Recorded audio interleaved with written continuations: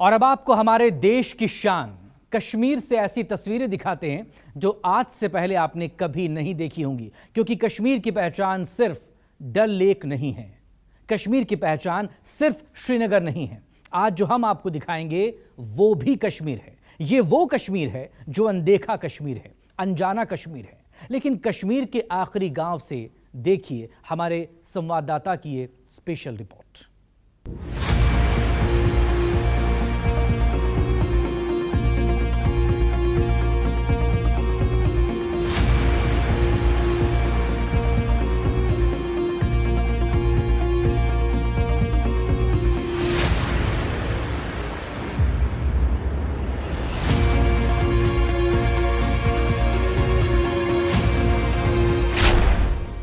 जहां गोलियां गूंजती थी वहां सैलानियों का सैलाब है।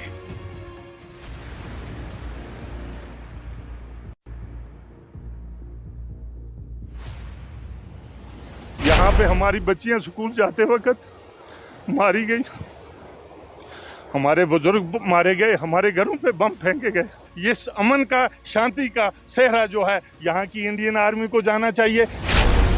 जिस गांव के हर घर में था बंकर, अब उस केरन में खुशियां बम्पर।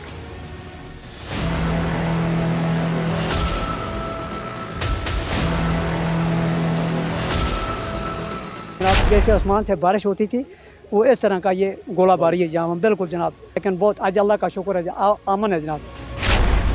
एलओसी पर इंडिया का आखिरी गांव।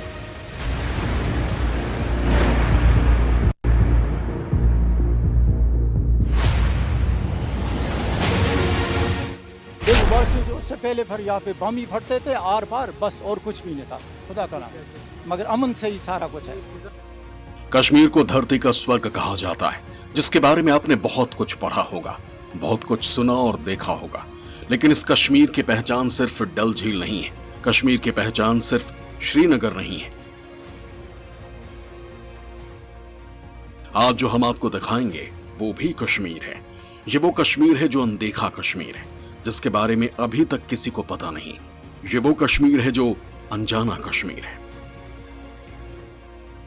यह एलओसी पर इंडिया का आखिरी गांव है, भारत पाकिस्तान बॉर्डर का आखिरी गांव। उत्तरी कश्मीर में भारत के आखिरी गांव केरन में हम बिल्कुल आखिरी जो ज़मीन का हिस्सा है वहाँ पर मौजूद है। और यहाँ मेरे पीछे आप लिखा हुआ देख रहे हैं कश्मीर रूहे हिंद, यानी कश्मीर जो है वो भारत की रूह है। और ये लिखा गया है ठीक पाक कब्जे वाले कश्मीर के सामने। ये जो आप देख रहे हैं सामने पहले एक नदी नज़र आ रही है, इसे किशन गंगा नदी हम कहते हैं।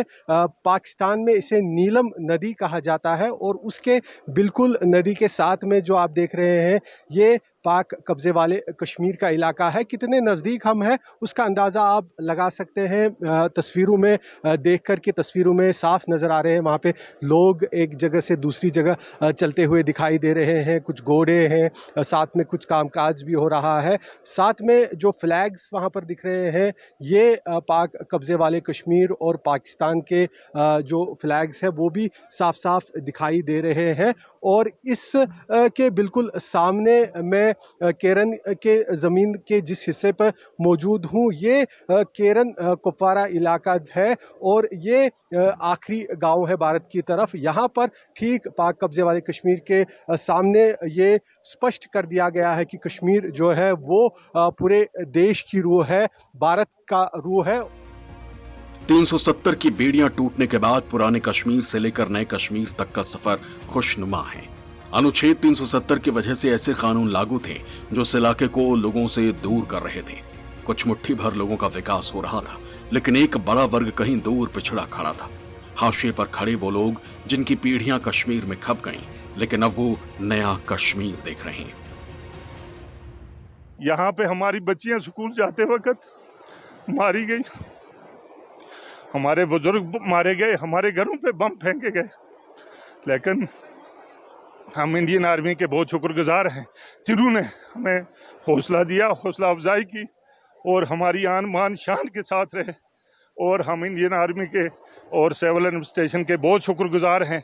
जब छोटे हथियार से लेके यानी LMG से लेके बफोरस तक यहाँ फायर होता था, ये अमन का, शांति का सेहरा जो है यहाँ की इंडियन आर्मी को जाना चाहिए। मांग वगैरह अगर वो बात करें जनाब तो वो मैं नहीं कह सकता हूँ क्या है, वो ज़मीन को पता है और हम लोगों को पता है जनाब। जैसे आसमान से बारिश होती थी वो इस तरह का ये गोलाबारी है जहाँ बिल्कुल जनाब। हमने बहुत काम किया, कई जाने चले गई जनाब, कोई किसी की टांग, किसी की बाजू, किसी की जान, किसी का मवेशी, लेकिन बहुत आज अल्लाह का शुक्र है, अमन है जनाब। 3 साल से पहले आप देखोगे बिल्कुल वैरान और उजड़ी बस्ती थी, कुछ भी नहीं था, बस कुछ भी नहीं। बिल वर्ष उससे पहले फिर यहाँ पे बम ही फटते थे आर पार, बस और कुछ भी नहीं था, खुदा का नाम। और बहुत कैजुअलिटी, बहुत सारी लेडीज जेंट्स मर गए और बहुत सारे अपाहज हो गए जो अभी भी कुछ जिंदा हैं। बहुत सारे मकान शेलिंग में तबाह बर्बाद हो गए, मगर अमन से ही सारा कुछ है। अब कश्मीर में समान अवसर का नया अध्याय आकार ले रहा है। कश्मीर के उन इलाकों तक भी खुशहाली पहुंच रही है जहां कभी बम बारूद बरसा करते थे, जिन इलाकों के बारे में किसी को जानकारी नहीं थी। लेकिन अब आप उस आखिरी पत्थर तक भी पहुंच सकते हैं जहां से भारत पाक के बीच की दूरी सिर्फ एक नदी भर की है।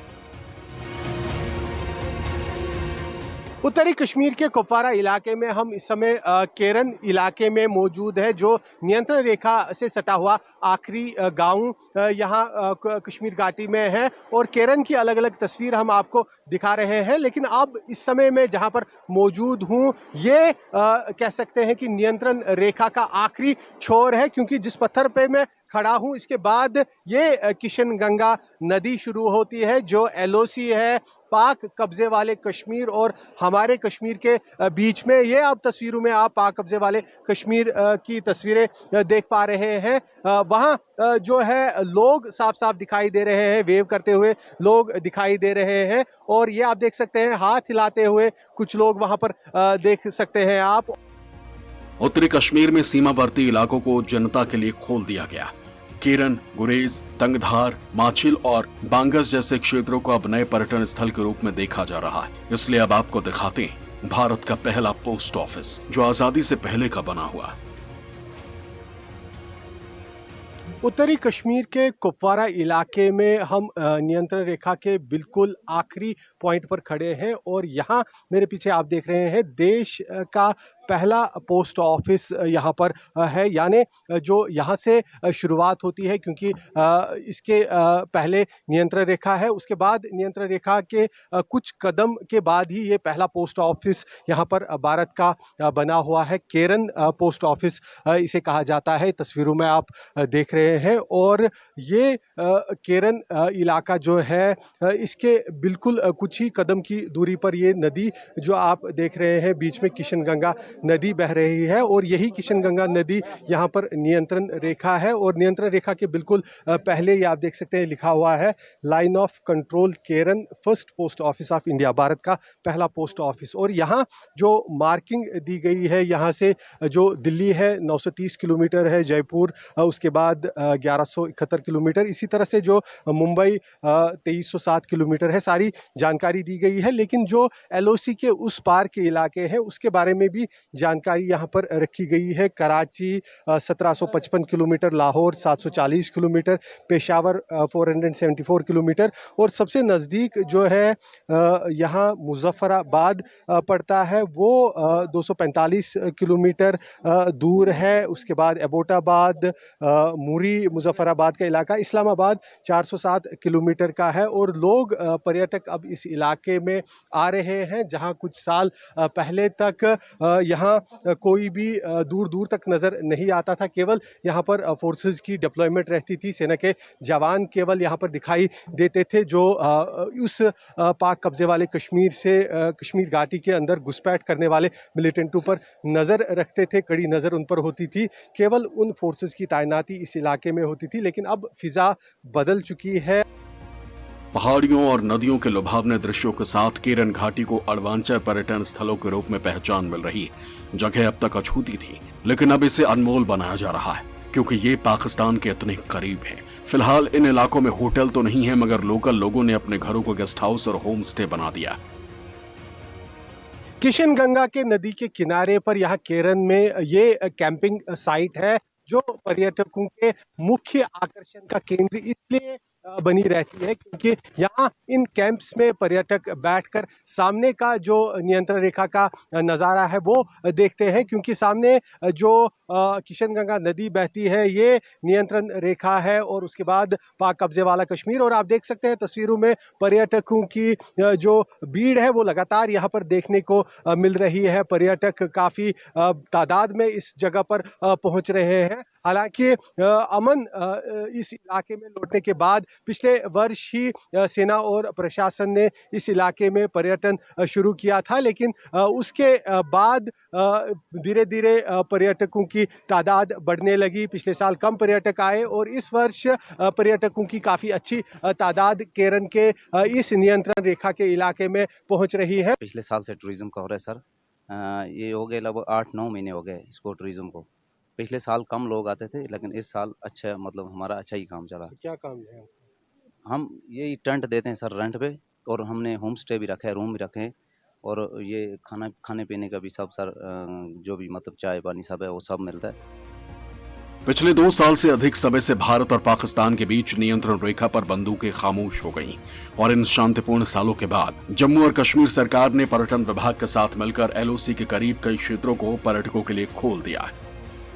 उत्तरी कश्मीर के केरन इलाके में हम LOC के उस भाग में मौजूद है जहां पर कोई फेंसिंग नहीं लगी हुई है। यहां नियंत्रण रेखा जो दोनों कश्मीर और पाक कब्जे वाले कश्मीर के बीच नियंत्रण रेखा है वो किशनगंगा नदी है, और जो देश के अलग अलग हिस्सों से पर्यटक यहां पर आ रहे हैं इस नियंत्रण रेखा के इलाके को देखने के लिए। हमारे साथ कुछ मौजूद है। आप बताइए क्या नाम है, कहाँ से आप? राजू, मैं हैदराबाद से हूँ जी। तो बताइए आपने कैसे सुना इस इलाके के बारे में, यहाँ पर आके कैसा लगा, सारी बताइए। आजकल सोशल मीडिया में सुना सर ऐसे केरन का सेक्टर ऐसे है बोल के सुना का हम देखने के लिए आया था। हम कभी सोचा नहीं इधर पहुंचेंगे, क्योंकि दिस इज द लास्ट गांव ऑफ इंडिया और फर्स्ट गांव ऑफ पाकिस्तान POK। हम कभी सोचा नहीं इधर तक पहुंचेंगे बोल के, आज आ गया। आके देखने के बाद बहुत अच्छा लगा, बहुत पसंद लगा, that too without fencing between India and Pakistan. कैसा लगा आपको यहाँ पर, कहाँ से लगा? मैं हैदराबाद से आया। बताइए केरन के बारे में, आपने देखा पहले कहीं नियंत्रण रेखा गए थे? नहीं कभी। एक्चुअली मैं फर्स्ट टाइम आया विजिटिंग के लिए। ये विजिटिंग पे ये बॉर्डर बोल के आया, बहुत अच्छा है, गूज़बम्स आया मेरे को। नियंत्रण रेखा पर रहने वाले लोग आखिरकार शांतिपूर्ण जीवन जी रहे हैं और देश और दुनिया भर से पर्यटकों का स्वागत करने के लिए तैयार हैं। मैम, कुपवारा खासतौर पर पूरा LOC से घिरा हुआ इलाका है, तो यहाँ केरन में हम इस समय मौजूद है बिल्कुल ज़ीरो लाइन पर। तो ये इलाका जो है पहले रीचेबल नहीं था आम लोगों के लिए, अब ये खोल दिया गया है पर्यटकों के लिए। क्या आप देख रहे हैं कितना बदलाव इस इलाके में है? जी बहुत बदलाव है। पिछले 4 साल में इस एरिया को बहुत ज़्यादा टूरिस्ट इनफ्लो मिल रहा है और हम ग्रेजुअली देख रहे हैं ये इंक्रीज़ भी हो रहा है। अगर मैं आज की बात करूं तो हर दिन यहाँ पर 1000 से 1500 टूरिस्ट हर दिन आते हैं। हमने देखा है पिछले 4 साल में बहुत बदलाव आया है।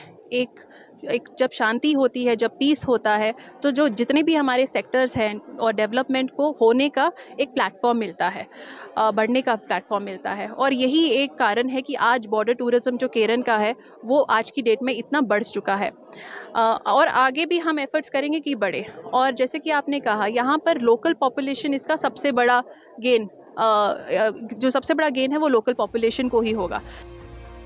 पर्यटन विभाग ने पर्यावरण को ध्यान में रखते हुए इन क्षेत्रों में बुनियादी ढांचे के निर्माण की योजना तैयार की है। वो इन क्षेत्रों के स्थानीय लोगों को रोजगार भी प्रदान कर रहे हैं और आर्थिक अवसर भी पैदा कर रहे हैं।